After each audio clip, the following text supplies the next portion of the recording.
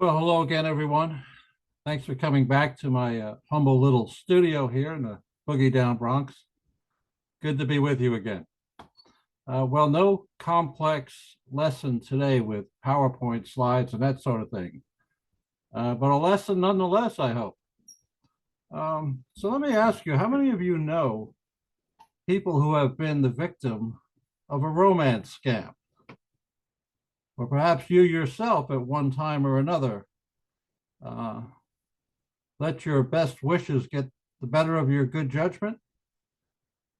Well, don't be ashamed if you have. It's a pretty common phenomenon, unfortunately, and we are, I guess, all of us, to one extent or another, somewhat vulnerable to a good romance scammer. Now, I touched on this subject last year in a kind of a short phone video I did on my way out the door. But I was talking about this woman that I share an apartment with here, and we are best of friends. She's my best friend. Not a romance, not my idea. She put me in the friend zone many years ago, and that's where I've stayed. And all things considered, perhaps that's for the best. But that doesn't mean that she has no interest in romance at all. And she got herself ensnared in a romance scam several years ago. I noticed that she was spending less time in the living room with me and more time online with this boyfriend of hers. And so I began asking some questions, and I found out that, well, she had never actually spoken to him in real time. There was always email exchanges, messages, but never face to face. Nothing where she's seeing a face and a pair of lips moving in real time. So I realized what was going on, and I tried to explain to her what was going on. And you know what? There was nothing I could tell her that would disabuse her of what she wanted to believe. This fellow that she had met online was everything she wanted in a man. She put her hopes and dreams into his reality. And there was nothing I could say that was going to change that. There was no evidence I could bring that would change her mind about him. There was no logical argument I could make. Her hopes was that this was real. And as long as there was a chance that it could actually be real, she didn't want to hear what I had to say. Well, at some point, she eventually, had to deal with reality that her hero from overseas didn't exist, really. And she made her peace with that. And we never spoke of it again. That was several years ago. It's embarrassing to her, so I don't bring it up. However, I've noticed that a lot of the people that I've argued with about free grace, about sola fide, about Calvinism, these people, in the same way, do not want to hear and cannot hear arguments against their beliefs because it is what they want to believe is true. Just like my dear friend, her heart was invested in a fantasy. Some of you free grace people, in fact, all of you free grace people, you sola fide easy believers, you once saved, always saved, you devotees of Jihad Johnny Calvin. There is no evidence I could show you that would disabuse you of your delightful fantasy, is there? There is no argument rigorously logical enough to dissuade you that's going to deprive you of what you want. Just like my roommate could not be deprived of her dream, you are not going to be deprived of yours simply because there is hard evidence against it and logical arguments that ruin that dream. You don't care any more than she did because there's a chance that what you're hoping for might be true, isn't it? As long as there's a chance, well, then you can put aside all those other naysayers.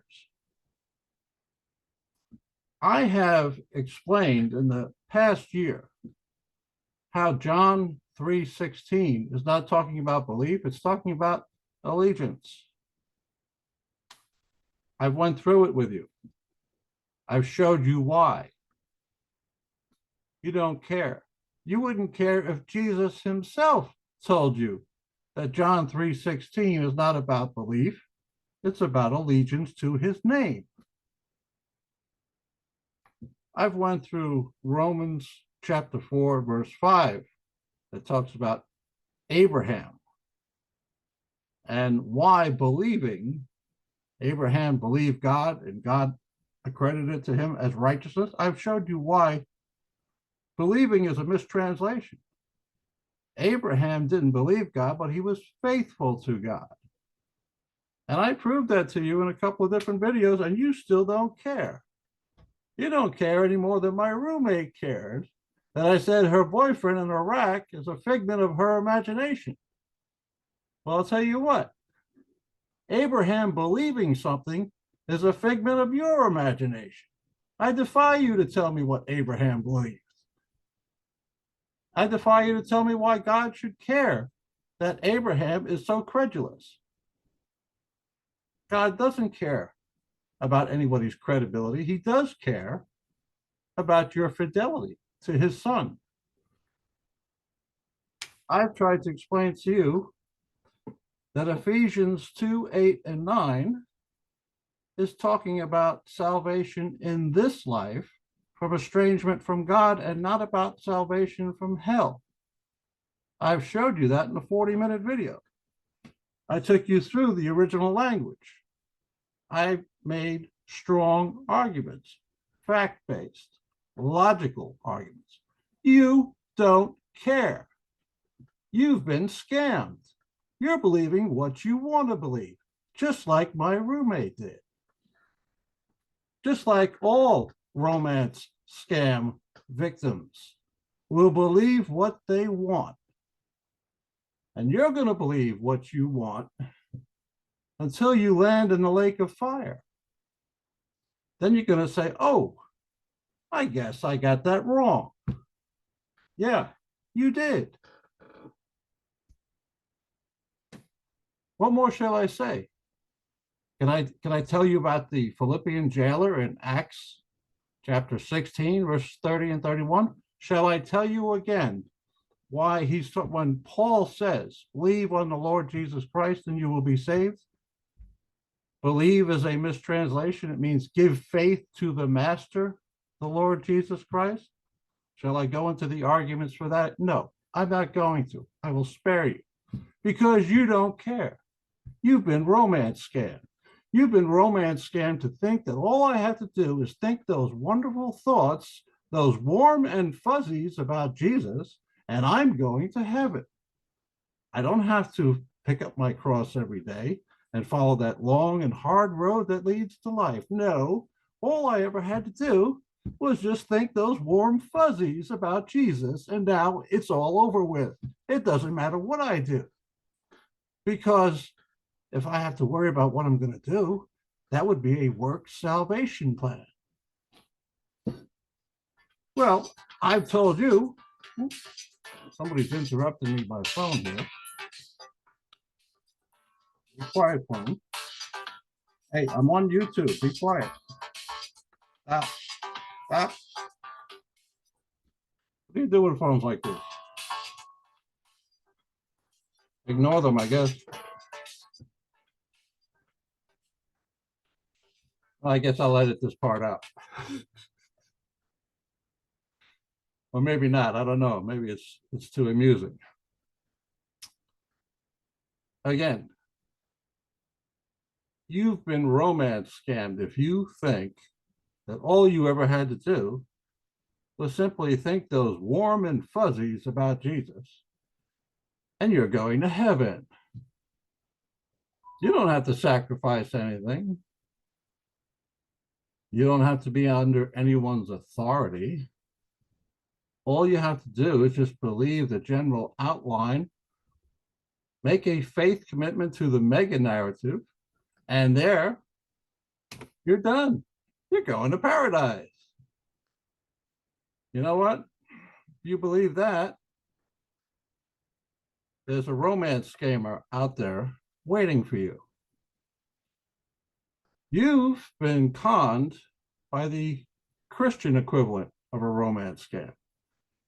You've been shown the gospel that you want to see, and you're hearing the words you want to hear, and you won't hear anything else. You're not about to hear anything else. Again, I could show you again what John 3:16 means. I could make the argument again for why Ephesians 2:8 and 9 is talking about salvation from estrangement from God in this life and not about salvation from hell. Same thing with Titus chapter 3, verse 5. That word saved is better translated cured. And it's talking about cured for what was wrong in Titus 3:3. It's not talking about heaven and hell. I can go through it all again. I'm not going to. I'm not going to wear you out. I'm not going to wear me out. You've been romance scammed. You're believing what you want to believe. Now, because I care about my roommate, I had a moral obligation to tell her that she was being robbed. She was being treated badly, being made a fool of, and that she was going to suffer some bad consequences if she didn't wake up. Well, I've just told you what I was morally obliged to tell you. You've been conned. And you're going to suffer some bad consequences if you don't wake up. Salvation is by faithfulness alone, and it will come on Judgment Day if you stay faithful to King Jesus between now and then. Okay? There is no free grace. There is no once saved, always saved. You are righteous every day you pick up your cross and follow King Jesus. Doesn't mean you have to be sinless. No, no one ever will be. Doesn't mean you have to be holy enough to get into heaven. No. It means that when all is said and done, it was Jesus's life because he was your Lord. That's what's going to be decided on Judgment Day. And you can believe that, or you can believe what these romance scammers have been telling you about Christianity. You decide. Thanks for